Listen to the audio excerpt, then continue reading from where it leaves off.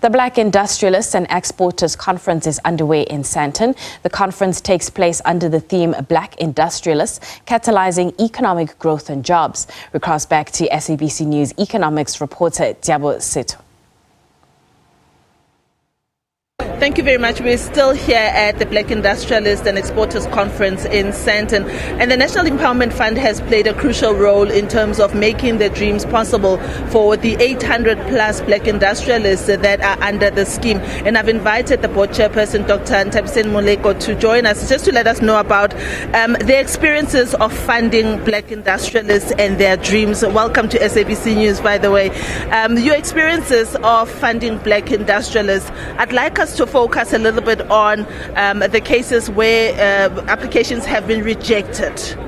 What would have gone wrong? I do this because I would like to educate our viewers and our followers on the possible mistakes that they may be doing that lend them not getting the funding that they require. Please tell us about your funding requirements and criteria, really.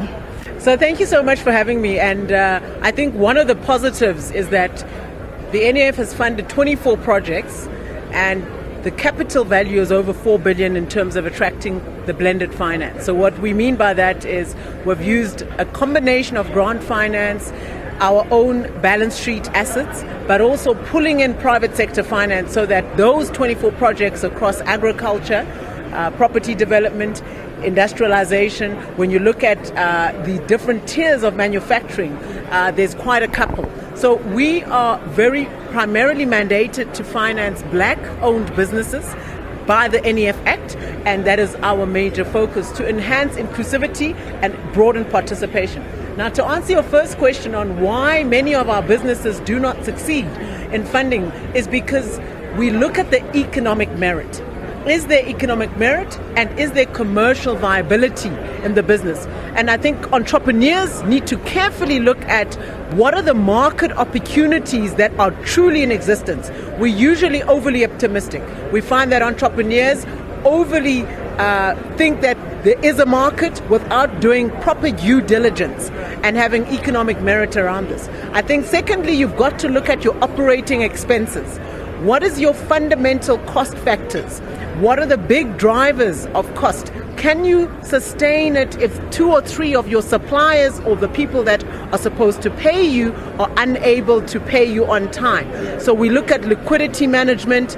Do you have the cash flow to make sure that the business operates? So we know that many businesses have great ideas, may have market access, but in terms of liquidity, they falter.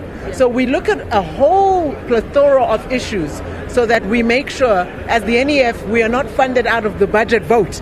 So we collect all of our disbursements back and refinance new entrepreneurs with the same money.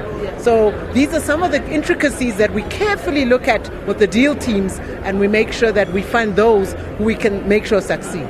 I'd like us to take a short walk and walk to, let me come this side, and walk to one of the stalls. As we do this, I'd like us to talk a little bit about the economic conditions and the state in which businesses find themselves in, and how that impacts on your balance sheet in terms of impairments when now they are forced to be liquidated and go under.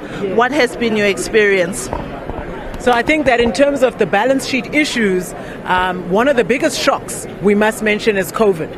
And this is something you could not potentially put in any scenario. And what we tried to do from our perspective is to put a moratorium or a hold on interest payments where possible. We also looked at turnaround strategies around specific sectors. So we found that sectors, particularly in the hotel space, or what I call hotel and leisure, because of lockdown, they simply couldn't operate. And so you tried to reduce the pressure on those firms, particularly at that time. You also found that some industries were actually able to operate because they were seen as essential and critical services.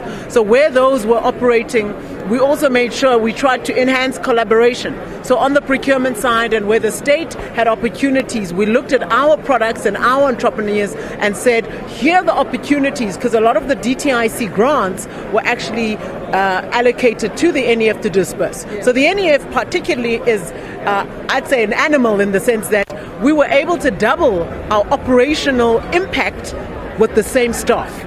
with the same capacity. So we don't necessarily, and we've shown through COVID that with the shocks, the resilience the institution has is quite wide. Right. Yeah. Dr. Mliko, thank you so much for your time.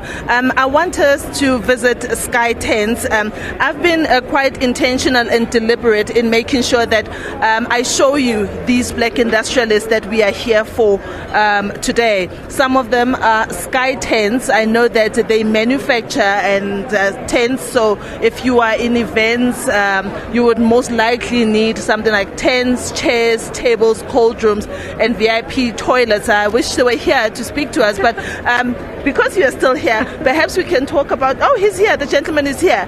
Maybe we can talk about the event space, for instance. Is it something that you commonly see and commonly fund while we wait for the gentleman from Sky Tents to join us? Absolutely. So I think that components that go into a lot of products that they make use of is the furniture industry.